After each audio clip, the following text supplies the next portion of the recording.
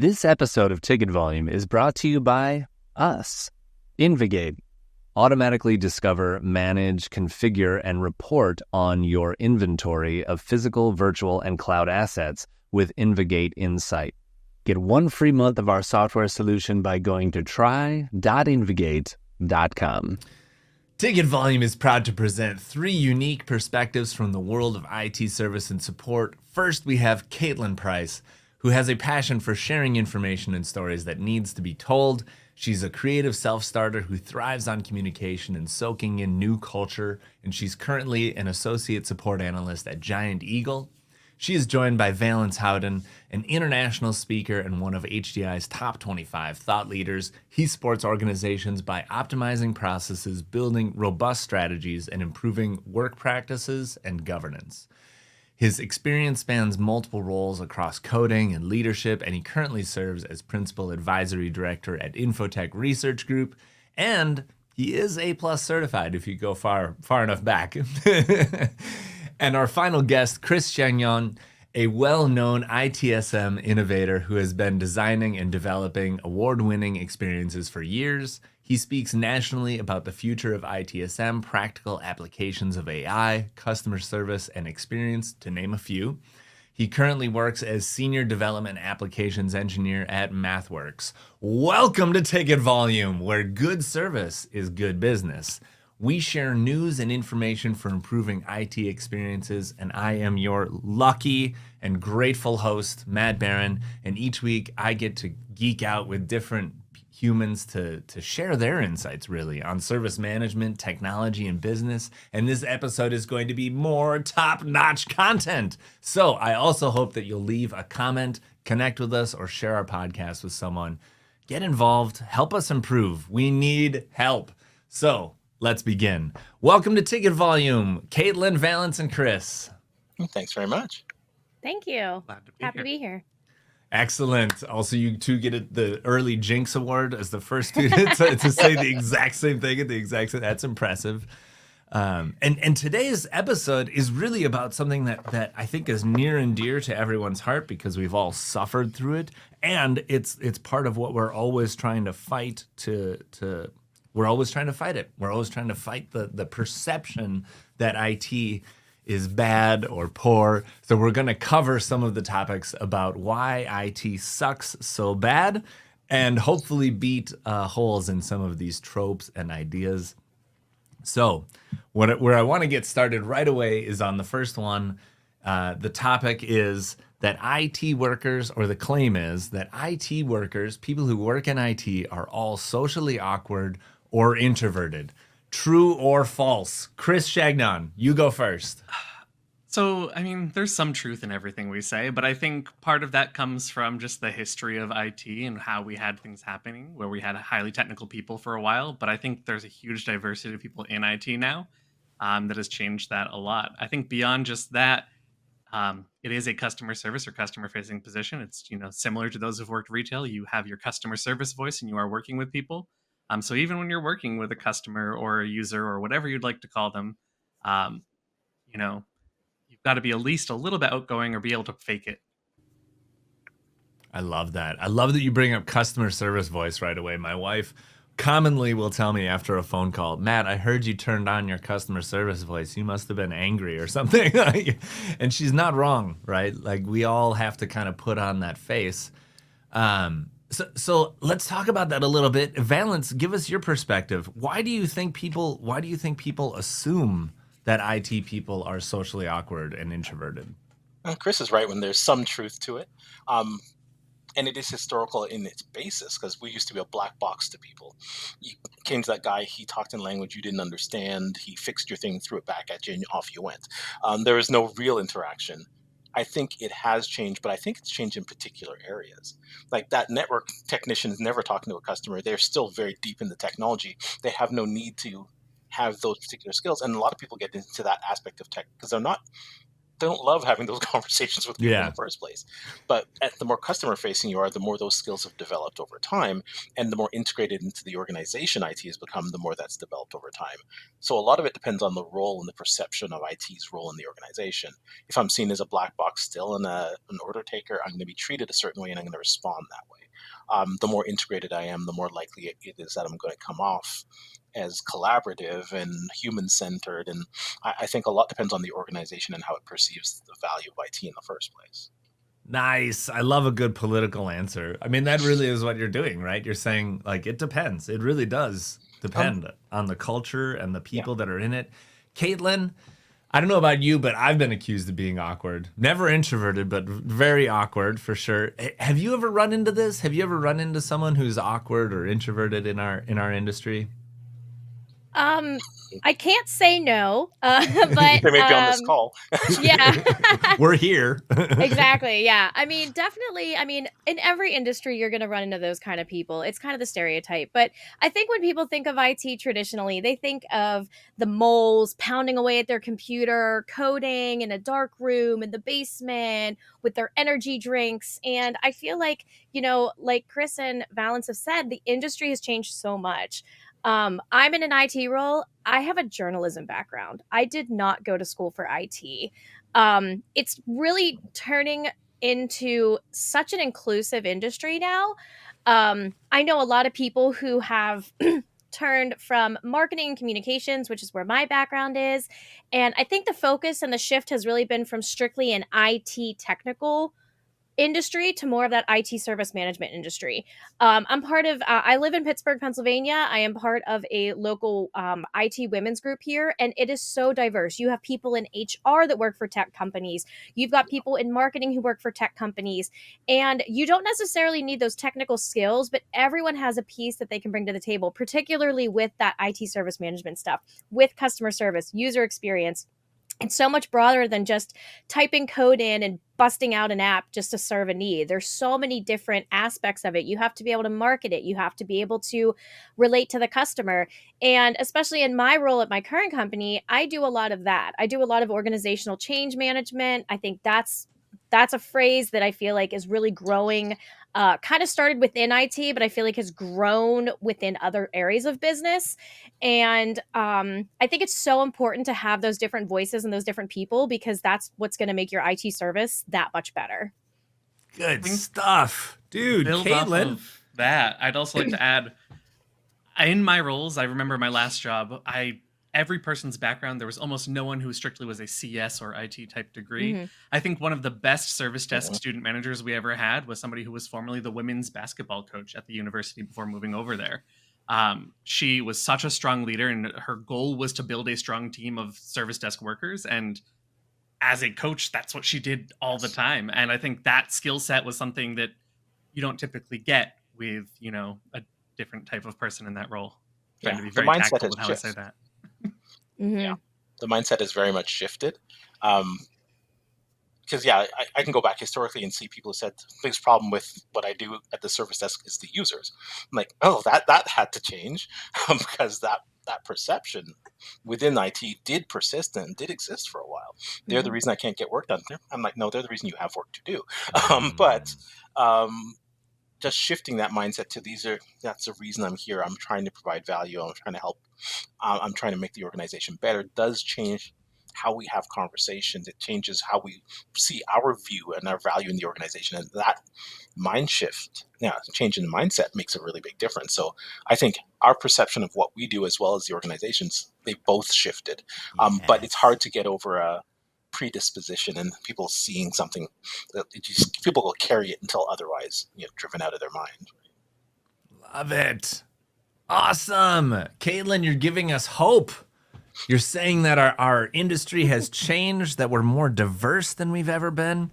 And I think, and I really like the way that you wrapped it up, Valence. It's not just the business's perception of us, it's our own perception of ourselves, or our own perception of the business as well, and that relationship that's continuing to change. I truly hope that you are all correct, because I believe that diversity is what's going to save our industry, our very, very young industry. Don't forget how young this industry is. Okay, let's move on to the next stereotype. And I think that, Caitlin, you kind of touched on this, and I would love to get your perspective on this, because I think historically we've assumed that IT staff have been predominantly male, that they've been predominantly men. And I would love, because I go to events all year long, that's part of my job, and I feel like there are more women at events this year than there were 10 years ago, for sure. What are your perceptions? Do you feel like IT is a predominantly male field now? I would love to know your perspective. Yeah. Excuse me. Absolutely. I think it's still, I think if you look at just, the fifth, I think it still is predominantly male. However, I have noticed that women or, people who identify, female identifying are definitely becoming a larger portion of that demographic. So I was speaking at, I spoke at Stanford University a couple months ago at a women's leadership conference, and we were talking about, I was talking about my role in IT and how I come from an organization that in IT is 20% female identifying. And even, 10 years ago, I talked to some colleagues. I've been at my current company for about 5 years. And so within even 10 years, I told my one colleague that, and she was like, oh my gosh, 20%, that's huge. Because even 10 years ago, she said it was such a small minority of people. And it's just, I think, again, just becoming more inclusive. And I think just different opportunities of not necessarily having to have those technical skills, more of those soft skills, leadership skills, customer service skills are becoming huge. There's a lot of stuff that, women tend to be a little more, empathetic historically than men. And I think there's a lot of female leaders in our IT organization. And I think that is just very indicative of where the industry is going, and just being more open to, the female perspective, and opening up opportunities for those roles where women might have a little bit of imposter syndrome in terms of the technical stuff, like, oh, I don't know if I can do that, that's too technical for me. But there's opportunities opening up where it's like, hey, we know that you have a certain set of skills. You can write well, you can communicate well, you can coach people, you can encourage people. We need to bring those aspects into the IT organization to really ramp everything up. Bingo. You nailed it. I mean, that's the diversity that we're looking for. It's not, because gender doesn't matter, right? Like, especially in IT, who cares what parts you have, what you identify as? None of that really matters at all. It really is about, do you want to accomplish the goals? Are you ready to help people? Are you ready to write the knowledge article? Are you ready to learn? Are you vulnerable enough to know what you don't know, and say that you know what you don't know? Yeah, I can add to that too, Please. if you don't mind. I think, I would agree with that. There's still a larger proportion of men in the industry, and it goes back to other things too, which is like STEM in schooling, which is a very uncomfortable environment for women to be in. And it was, so you don't get as many people coming out of it who are female to begin with. So entering the industry you had a larger pool to start from. So as that started to shift a little bit, it makes a difference. As you were mentioning, the humanizing of what we're doing in IT also requires a different set of skills. And the more human IT becomes, the more women you see in it. And the skills come from a lot of different areas. So I think that existing in Katrina McDermott would love me to say humanizing IT. But the more we sort of move towards the humanity of it, the more you need those skills, and those skills come to the fore in terms of their importance. So I think that matters. I think the frontier that hasn't been crossed is in leadership. We've seen people in the field, but leadership is still predominantly male. Yeah. And that has not made any significant shifts yet. And that diversity of opinion and where we go and what we do, that's going to be the real shift. When that happens, everything opens up. Yes. Yeah, you can kind of see how there's this opportunity coming. The world is becoming more volatile, more complex. And so the closer we understand people, the better that technology is going to be as it changes more rapidly. Okay, I've got one topic that I need to specifically point at Chris Chagnon, because it's very specific to him, and I would love to hear your perspective. The trope is that IT professionals lack fashion sense. They lack style, and they're nerds or they're geeks. Chris, I would love to hear. What do you think? Do you have fashion sense? I see all those plants behind you. You must have some. See, the thing there is I wish I had like a fedora to tip at you or something, to go for the full stereotype. Just go full Reddit, I guess. I think where that starts to come into place is it's about who you have and what they are. I'd like to think I have some fashion sense. I don't think today wearing, a green polo is exactly the peak of fashion. I do think in later years, or recent years rather, as I grow older, I've been focusing a lot more on comfy. I think living through the pandemic, there was also a little bit of a weight gain and some sweatpants that might have happened. I do love the new category that was created where you see at some of the department stores where there's like this business looking, but they're sweatpants stuff that happened. There's like a pair of khaki pants, but it has the drawstring. It's not joggers. It's like, oh, I guess we're faking it now. Again, faking is the keyword of the day, I guess. As far as the stereotype, I think it's going to be, person to person, like a lot of other things. You can definitely have people, but then there are also some people out there with some very quirky personalities and outfits. I also think that eccentricity is a big part of, the IT personality. I think to some of the conferences, how we have people wearing the boldest of prints and colors, things that I wonder myself where you could source them. Even from my own point of view, for some of these conferences, I definitely go and I try and buy silly outfits because I think it's fun. In the past, I've worn an all-white tuxedo jacket, or I have an entirely black sequined one. I'm notorious for my presence at conferences for this pair of glittery shoes that I've worn. And that creates this feedback thing. And that's not because I think that's the pinnacle of fashion or that I'm going to be doing, Service Management World Fashion Week. But at the same time, strut the runway. Yeah, I have a new session to put in. But the idea behind it is a conversation starter. So that's why I keep with it. And then for me, it's also wearing that type of shoe. People come up to you and they ask about them. They talk about it. And then you talk about other things. It's that opening of the door for it. I know that they're not the prettiest shoes. I know they're not that exciting, but it starts the conversation. And that's always fun. And that's why I targeted this question for you, because you're always wearing such good stuff at events. You've always, like Hawaiian shirts. I think you're one of the first people I've seen that's been wearing Hawaiian shirts at events. And so that's why I had to point this question at you, because you get that your sense of style, your sense of fashion it's more than just how people see you. It's more than that. It can be a tool to open the door to conversation. It can be a tool to connect with people. Great answer, Chris.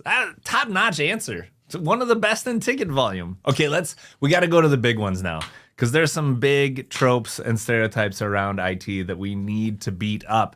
And I have to hit the gold one, the one that everyone thinks of when they think of IT. Everyone thinks of it when they think of a problem or a technical issue.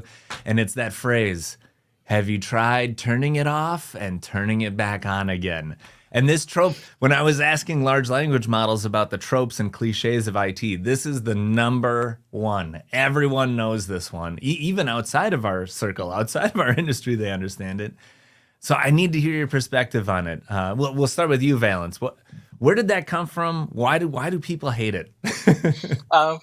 Because in the early days, that probably was a way to solve a problem quickly. A lot of stuff just reset on the reboot.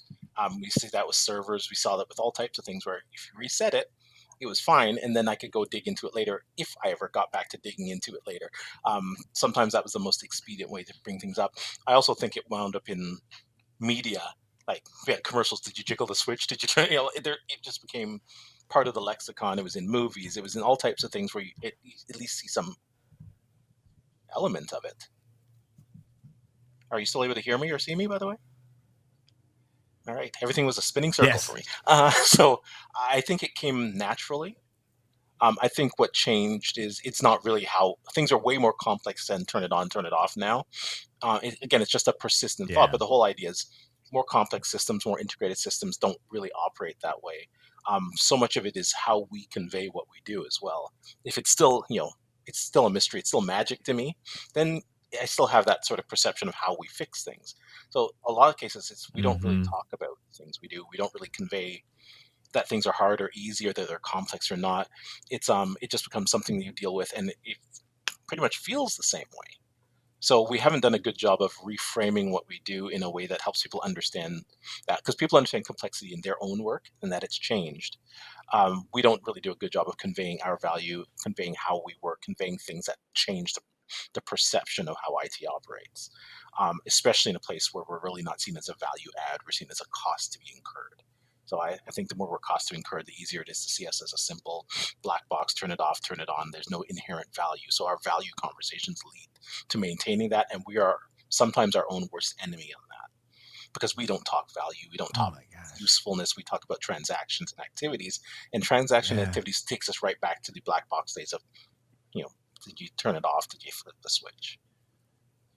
Yes. Oh my I gosh. think we have that set is such ourselves a up good for that response. one a little bit. That's way bigger than that's way better than I thought for a response. Like if you think about microservices, that is what everyone was trying to do. They were trying to turn their team into a black box. Like all I am is an input and an output. And yeah, if you don't, it doesn't, you put it perfectly, man. If you don't communicate the complexity of the problem, people won't make space for you. They won't tolerate turn it off and on again. They won't understand why I'm asking to do that. Caitlin, you're nodding your head. You must have told someone to turn it off and back on again. Yes, I have. And I think from the user perspective, I think that phrase kind of makes them feel a little dumb. As in like, oh, what, did you try turning it off and back on? Like that's like the simplest thing. But I mean, it does help a lot of things when you quit the application. You're on your phone and an app is acting wonky. Kill the app. Sometimes you have too many apps running. Turn your phone off, turn it back on. We've done that all, we've all had experiences with that, especially with everyday technology, Microsoft Word, Teams, email, phone apps. And I think from the customer perspective, it just kind of makes them feel a little small. So I think, again, going back to that, like organizational change management, I think if we start rephrasing things as in maybe saying, instead of, oh, did you turn it off and turn it back on, saying, hey, what steps have you taken so far? Can you tell me what you've done? Tell me your story. And then say, oh, you know what? I think if you, maybe if you power down, or try quitting the app first and doing that. But I think just doing that is a little bit more of a hand-holding, softer approach than just, hands on the hips. Did you turn it off and turn it back on? So I think it's just kind of rephrasing again for the user experience. I love the idea of, communicating value, and especially for these larger applications. But I think for those of us that are working with everyday people that, might not be working in these huge applications, or that are working in everyday applications that we don't necessarily support totally, just kind of rephrasing our approach to things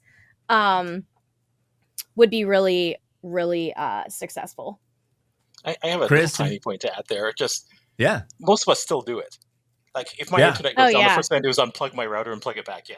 Same. It's the same exercise. So I do that on a bi-weekly basis. It's the same exercise. Yes. And it's still effective. It's still 100% effective. And a lot of times, a lot of calls that come into the queue that I assist with, again, it's that turn it off, turn it back on, close it out, open it back up.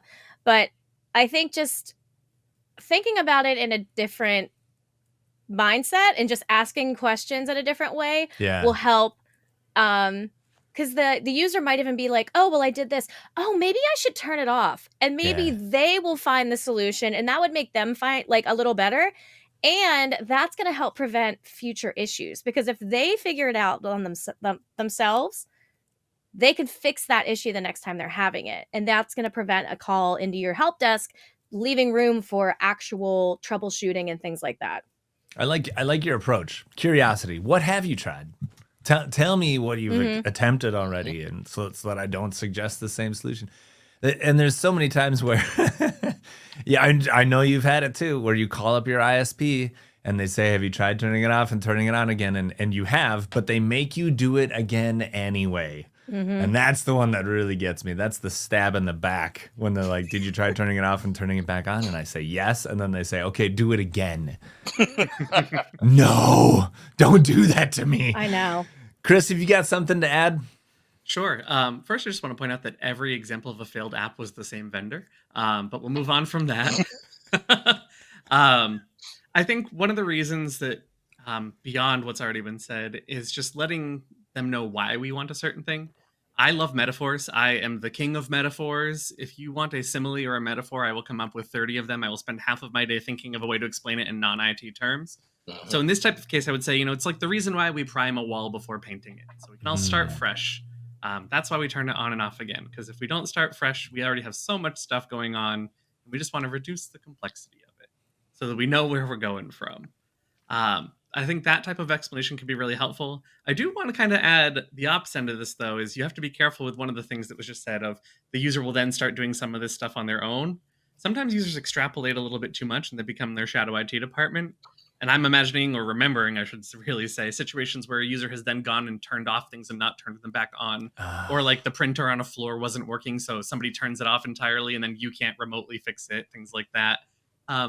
So, sometimes it is a double-edged sword.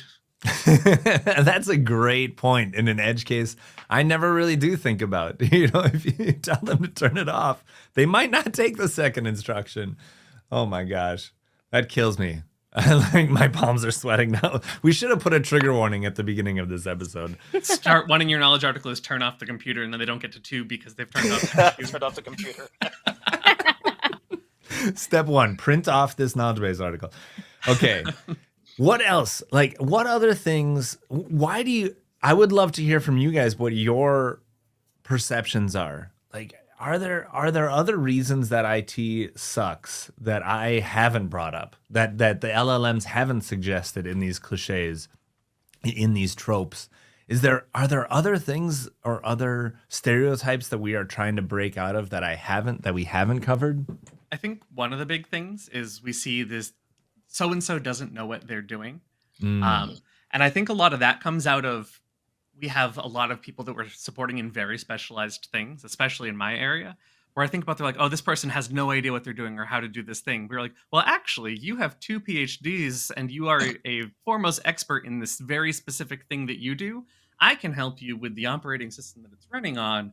However, this very specific, line of code or application that you've personally made, I am at a little bit of a loss. And I think as we support these bigger issues, or in my case, I'm currently on a team that is, internal applications for the people who make the applications. It's this meta type of role. And sometimes we support these issues where you're like, that's a very interesting challenge. And I try to apply some of these broader standards. Like, I'd like to have, a service catalog, but how do you make a service catalog for this very specific line of business or engineering software? Yeah, kind of piggybacking off of that, I think another thing is the idea of like silo activity. Each team is specialized and they're doing their own stuff. But, I work for a company of almost 40,000 people. Our IT department's about 500. Some of us are in the US, some of us are overseas. So the internal communication and visibility on that and breaking down those silos is so important. Because, I don't need to know the exact line of code so-and-so is writing for, the application that we use in the store to, self-scan or whatever. But it's nice to know, hey, there's this big project. They're replacing all the POS systems. So that just helps keep having those big issues and keeping everyone in the know and not singling out those issues and singling out those projects and only keeping it to the team that's working on it, I think is a big barrier to overcome. And I think a lot of organizations are working towards that, but I think historically it's like, oh yeah, information security does their own stuff. This team does their own stuff. This team does their own stuff. And it worked at some point that way, but the way that technology is moving and the way that the world is evolving and the way that we're operating and working and just how business is running, you have to be more transparent and you have to be more communicative among your team in order to be successful as a business in whatever industry you're in. And I'd also add, most people don't understand they're operating a system of work, not a silo of work. These things interrelate, they work together, the flow has to work. People don't understand how they operate, how they deliver value. They don't understand any of it, so they think, as long as my piece is good, we're good. No, the pieces you touch, if they don't work, the flaws at the value end of it, which is what we're Mm-hmm. supposed to care about. So in a lot of cases, like as you mentioned, security does their own thing. No, security's job is to protect assets you need. Security has no requirement to protect a thing. You have Mm-hmm. to identify what requires protection and to what level, because your value is at risk. If I can't even articulate what's at risk for me, what are we protecting? Like, so the whole aspect of, we sometimes see it as an isolate. That's why security is like the department that causes us problems. They're not the friction point. You having something to protect is the friction point. They're the Mm-hmm. response to your issue. They are not creating the issue for you. So if you're willing to live with the fact that this might blow up your factory, I won't protect it. And if it blows up, it blows up. You chose to live with it. And that almost comes into the point I tend to see that's still a fallacy, which is IT is the department of no. Yeah. That one has persisted way beyond its natural life cycle. I don't think we're the department of no. What we don't do very well is identify capacity versus demand and constraint. We don't tell people, you've got 1,000 things you need to do. We have the capacity to do 50. Some things are going to wait. We're not saying no. Or there's standards you've agreed to and this doesn't meet them. There's no valid reason to go and it's dangerous for you. You have to make a decision on this. So in a lot of cases, we move the decision making to IT. IT makes a decision, we beat them up, but it wasn't IT's decision to make, and it never should have moved in the first place. So in a lot of cases, IT's department knows it is a symptom of we don't make the decisions in the right places and we don't have criteria to define how we should do so. So I think we take a beating for business mistakes on that one. Awesome. Such good responses to that last question. My gosh, I did not expect you guys to come up with that gold. Wow. That's impressive. I'm impressed. I am totally impressed. And I want to thank you so much for coming on Ticket Volume, taking the time to share your wisdom and just to participate in this thing.